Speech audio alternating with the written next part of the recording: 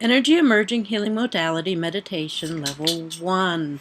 And I'm hoping at this point you've been working with your mentor, you've been working along and progressing along wonderfully with your program. And if you have questions, I hope you're writing them down.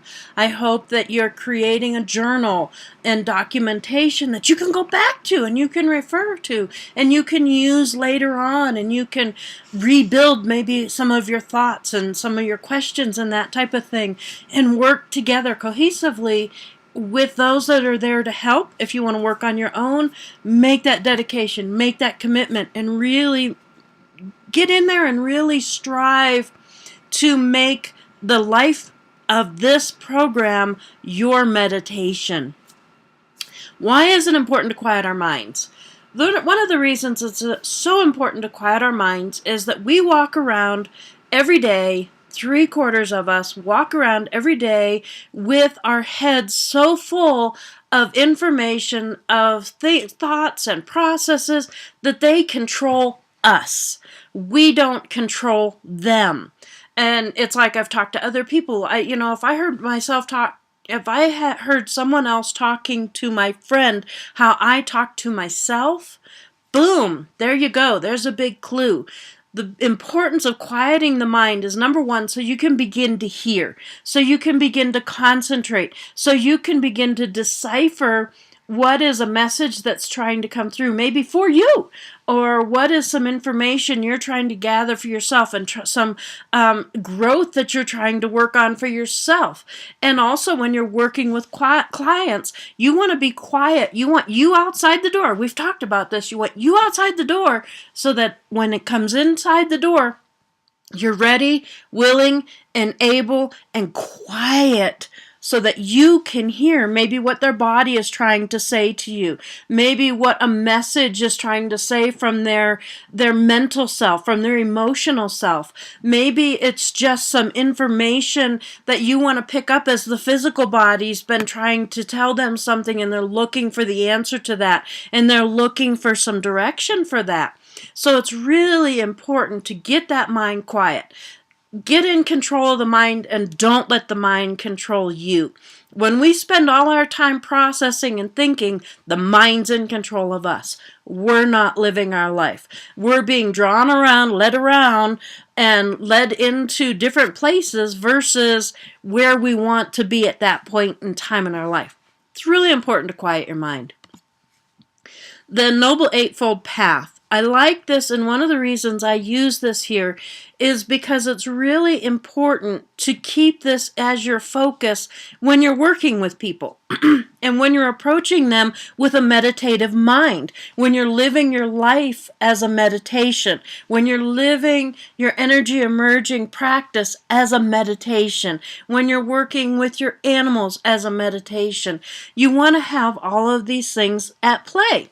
The right understanding. You don't want to be in your head. You don't want to be thinking about things that are not appropriate, or you don't want to be out wandering around on a mountaintop or out on a beach when you have a client right straight in front of you.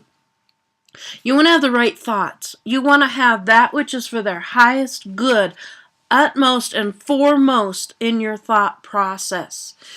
The right speech. You want to be able to convey to them. You want to be able to communicate to them. You want to be able to give them the messages in a manner, in a way that can be received, that can make and change, can change their lives, can empower them, can heal, can open doors, and just change their world all the way around. You want to have the right actions. Why are you doing it? What's your motive? What's your drive? How am I going to help this person with the right actions, not with myself, when we're going to talk about ego and pride later on, but not with myself caught up in the whole big act, but my actions are in alignment with the highest good and that high integrity.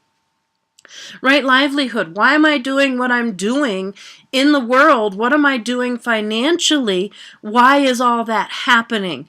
Am I putting the right effort out there to do the work that I've been called to do?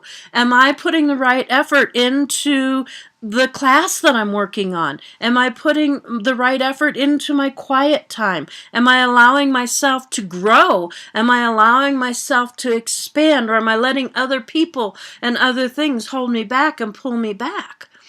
Am I of the right mind? Am I thinking clearly? Am I focused? Do I have the clarity and the thought process of highest good? Do I have compassion and love and understanding and peace? Those are all things you really want to focus on. And then, do I have the right concentration? Am I really zeroed in? Am I really in that space? That's why it's so important to go into a place of meditation. That's why it's so important to live your life and to live your practice as a meditation. You want to create and you want to work with meditations. There's wonderful, fabulous guided meditations. You can find them everywhere. You can find them in bookstores. You can find them on MP3 players, MP4 players. You can find them on DVDs. You can find them on YouTube. You can find them just about anywhere.